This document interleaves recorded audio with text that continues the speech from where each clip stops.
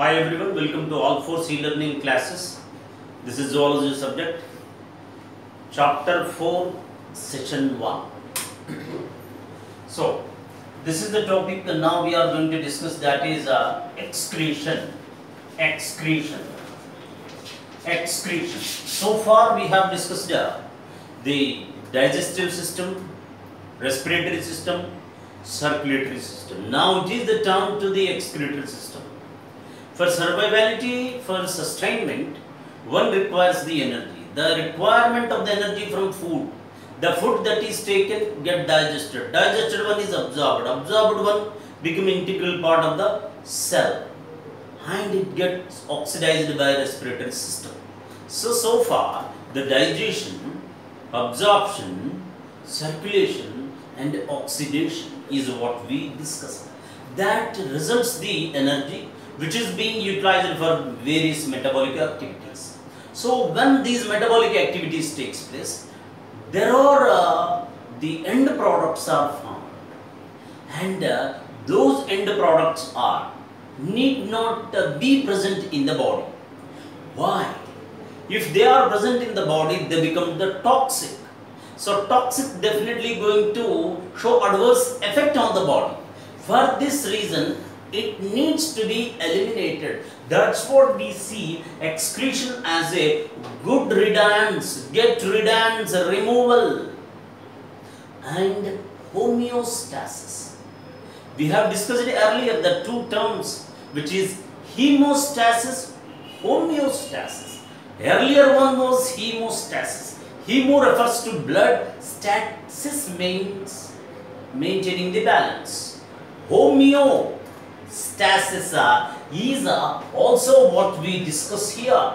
Homeostasis, the process of maintenance of the body fluids and the salts in the body is named to be the homeostasis. The another term for this is the osmoregulation. Now, this osmoregulation is of endoosmosis. Animals do exhibit the osmotic problem due to the difference in the concentration when compared with their body with the surrounding. So here where they need to maintain the balance of the fluids and the salts, which is what are referred to as homeostasis and osmoregulation. So we have discussed that the energy sources are proteins, carbohydrates and fats. Now the question is, what we learn is the process of elimination of nitrogenous waste from the body to the outside. Why? Nitrogenous waste, if accumulated in the body, become toxic. And this is going to be showing adverse effect on the body. Now, the question is, when we take the food of proteins, carbohydrates and fats. I repeat, what I am asking is, excretion is okay. Excretion and defecation, people have the confusion over excretion and defecation. People have the confusion between these two. Defecation means removal of undigested food in the form of the feces. And one that left after the defecation is further reabsorbed and is eliminated from the body. That's what the excretion, elimination of nitrogenous waste from the body and maintaining the balance of the fluids and the salts. A person will die by dehydration. Dehydration kills a person rather than lack of food. This is the reason why people undergo the hunger strike, where they can be without food. But water is very, very essential. Water is very, very essential.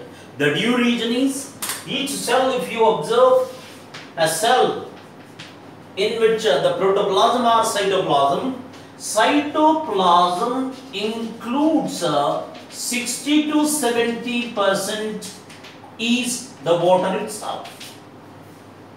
So, all the cells form the tissues forms organs form system forms the body. So, in this, what is the fundamental cell? This what constitutes the entire structure of the body. This is the fundamental unit of the organism, which includes 60 to 70% water, which means if water content decreases or if water content increases, definitely it is going to be affect the metabolism, and that is to be maintained constantly. That's what we discuss as a homeostasis. Let's come to discuss that proteins, carbohydrates and fats. Nitrogenous wastes are formed by deamination, removal of amine makes the removal of the amine added by hydrogen results in the formation of ammonia. The nitrogenous wastes are ammonia, urea and uric acid. These are the major nitrogenous waste, and guanine as well as amino acids are also some extent excreted by certain animals, not all. So that is comes under the minor excretory products. So all of these are nitrogenous waste. What do you mean by that? That is, in our body, carbohydrate, the question I am asking, why deamination only? Why not decarboxylation or lipid for removal? Why? Why deamination only? Let me clear you that the carbohydrates and fats are stored in the body, or else they are the one which become the energy sources. But proteins, I repeat, carbohydrates when are digested, fats when are digested, they provide the energy. If not, they are stored in some part of our body. But proteins do not stored in the body. So they need to be immediately eliminated. That is what only deamination we say. I repeated, why only deamination? In the sense, however we take the food of proteins, carbohydrates and fats. Carbohydrates and fats are what are stored if not digested, and they are digested, provide the energy. But proteins are immediately need to be digested. Otherwise, they have no property of storing. This is the reason why immediate removal of the proteins need to be done. That is the reason why protein we know very well. It includes an amine, carboxyl and the alkyl group. So that is the reason why amine is separated from the proteins. This process is what needs to be the deamination. Deamination in the sense removal of amine. Removal of the amine. Removal of amine. Right? Next, as a next step, this amine is added by hydrogen and results in the formation of ammonia. Removal of the amine added by hydrogen forms the ammonia. So this is the nitrogenous waste. Highly toxic nitrogenous waste is the ammonia. Next, this ammonia reaches into the liver where it undergoes the ornithine cycle, where the combination of the ammonia and carbon dioxide results in the formation of the urea. So look at here, nitrogenous waste, ammonia, urea and uric acid. And later it results in the formation of uric acid. And all the enzyme catalysts required for the conversion of these nitrogenous waste present in the body of the vertebrates. This is how deamination only takes place. The carbohydrates and fats can be stored in the body, but not the proteins. Unlike these two, the proteins cannot be stored. This is the reason why it needs immediate removal. In that sense, the amine is separated from the proteins, amino acids, and which is combined with the hydrogen results in the ammonia, which is what combines with the carbon dioxide in an ornithine cycle. Already we discussed that in the liver there takes place ornithine cycle. So this forms the urea. Such animals are named to be the ureotelic animals, and it is furtherly break down into uric acid. So this is how the nitrogenous wastes are formed. In general, the nitrogen as a direct element cannot be eliminated directly to the outside.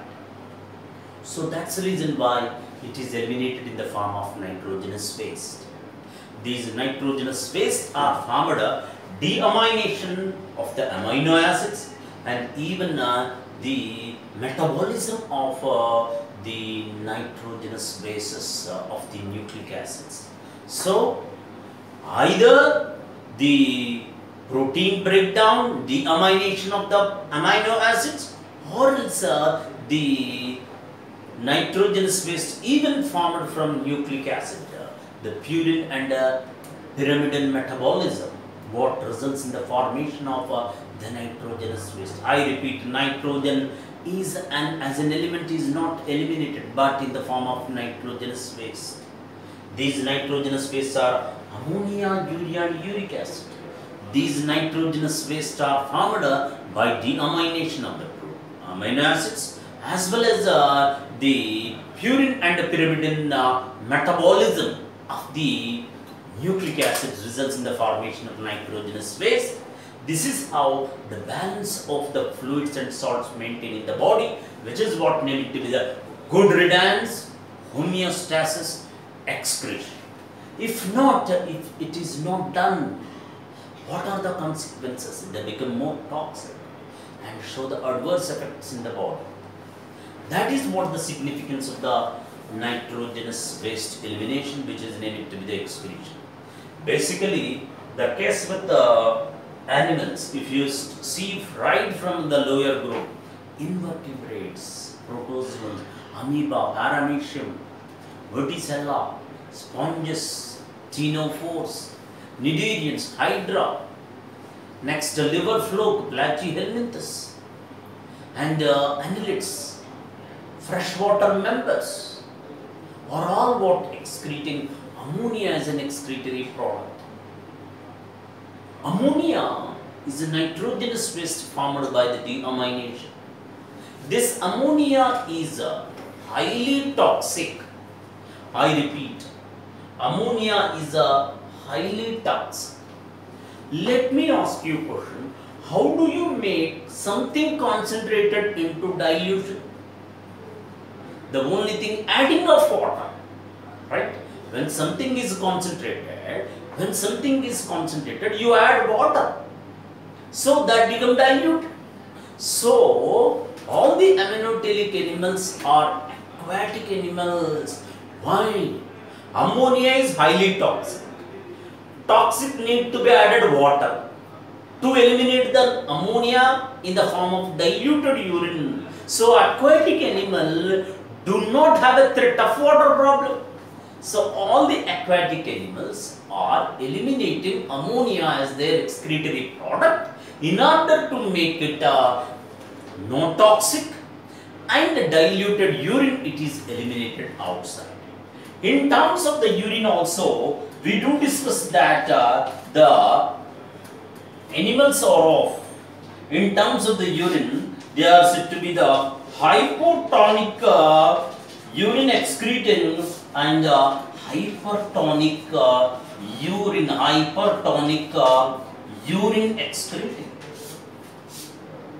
What do you mean by this? It means hypo means less, hyper means more. So the case with the amphibians, Earthworms are excreting their urea whose concentration is less than that of the body is what named to be the hypotonic.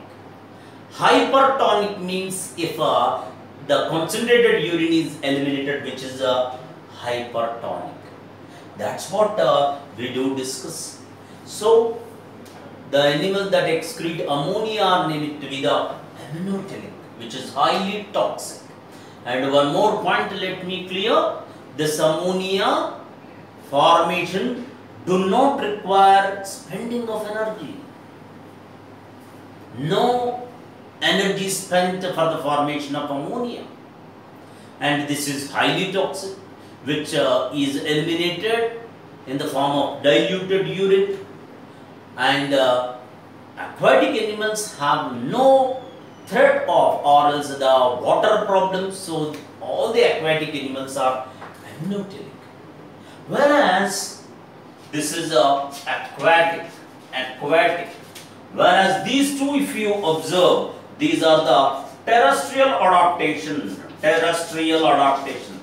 I repeat, terrestrial adaptation in the sense living on land. Definitely, land is an area where water conservation is needed. Aquatic environment where they have no water problem, so they are all aminotelic. But terrestrial animals, Euryota, terrestrial adaptation necessitated the animal to excrete urea and uric acid. I repeat, the terrestrial habitat necessitized the animal to excrete urea and uric acid. That's the reason I list out adult amphibians terrestrial. Next, what is called in the case of the earthworm terrestrial. Next, the mammals. These are all what said to be the what is called mostly the terrestrial animal excrete.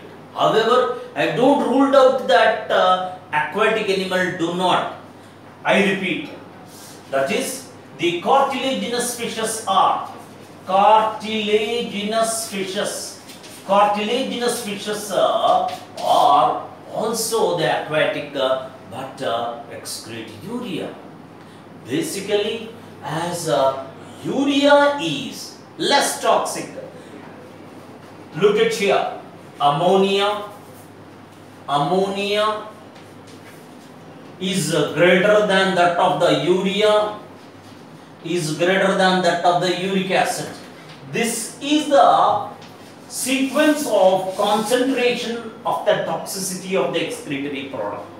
So, what answer you give? What is the highly toxic excretory product? None other than the ammonia. So, this is the sequence. Ammonia is the highly toxic and the urea is less toxic than ammonia, whereas the uric acid is least toxic. So, they do not require water loss if it is done.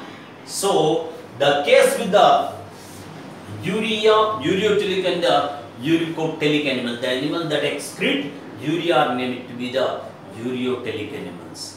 Particularly the adult amphibians, next the earthworm, and also the case with the human beings, that is mammals, are ureotelic. Uric acid, the animal that excrete least toxic uric acid, are what named to be the uricotelic animal. This includes the land snails, insects, and the birds and reptiles are uricotelic. Uric acid is insoluble in water. That is the reason why you might have seen the birds excrete their excreta, which is semi-solid. Why? Uric acid is insoluble in water. That's the reason why they eliminate uric acid, which is one of the conservation of water. The terrestrial habitat necessitates the animal to excrete urea and uric acid. So, ammonia is highly toxic and urea is less toxic, whereas uric acid is least toxic. This is how we see the introductory summary related to that of the exclusion. And even we see the case with in mammals, the except apes and man, all mammals except apes and man, they represent an enzyme named to be the uricase enzyme. Uricase enzyme. I repeat, the examples what we have seen is aminotylic is aquatic animal, hydra, amoeba, paramecium. Next, it is the case with bony fishes, right? And urea is the case with adult amphibians, mammals, human beings. Uricotylic is land snail. Next, the insects. Next is also the case with the reptiles and the birds are all uric acid. So uricotylic, ureotylic, aminotylic. Even the case with the mammals, they also excrete uric acid to some extent. Uric acid in the case of the mammals by purine metabolism. Purine metabolism. You may raise a doubt, sir, deamination results in the nitrogenous phase. What about here? I already repeated that nitrogenous phases are formed by deamination of amino acids as well as the case with the purine and pyrimidine of the nucleic acids. Purine and pyrimidine metabolism also results in nitrogenous phase. So here, purine metabolism results in uric acid in mammals. That's what the mammals also excrete uric acid. This uric acid, among all the mammals except apes and man, they represent an enzyme named to be the uric acid. This uric acid, uricase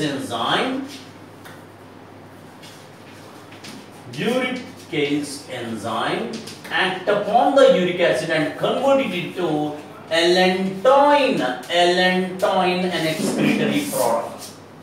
I repeat. So, among the mammal, however they are the ureotylic, purine metabolism, they also excrete uric acid. Among all the mammals except apes and man, they represent an enzyme, which means it is not implied. Uricase enzyme is not seen in apes and man, anthropoids.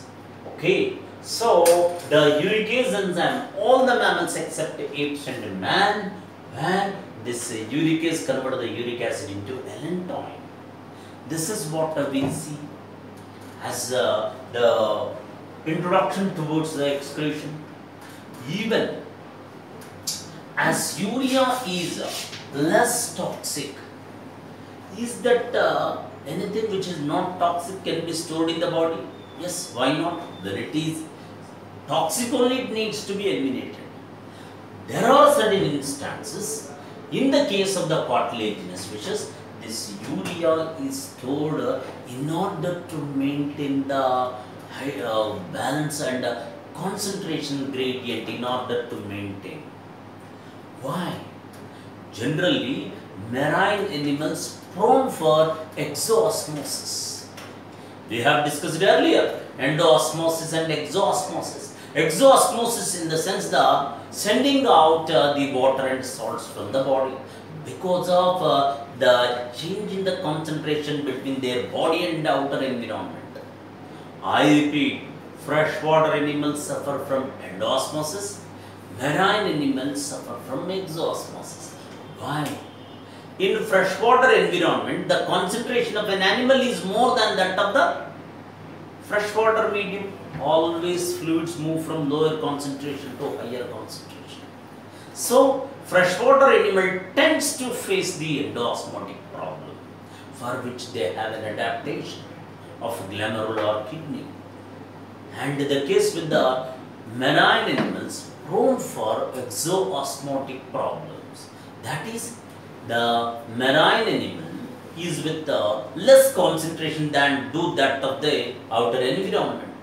So they face the exosmotic problems. They face the exosmotic problem. To avoid that, the marine cartilaginous fishes are marine itself.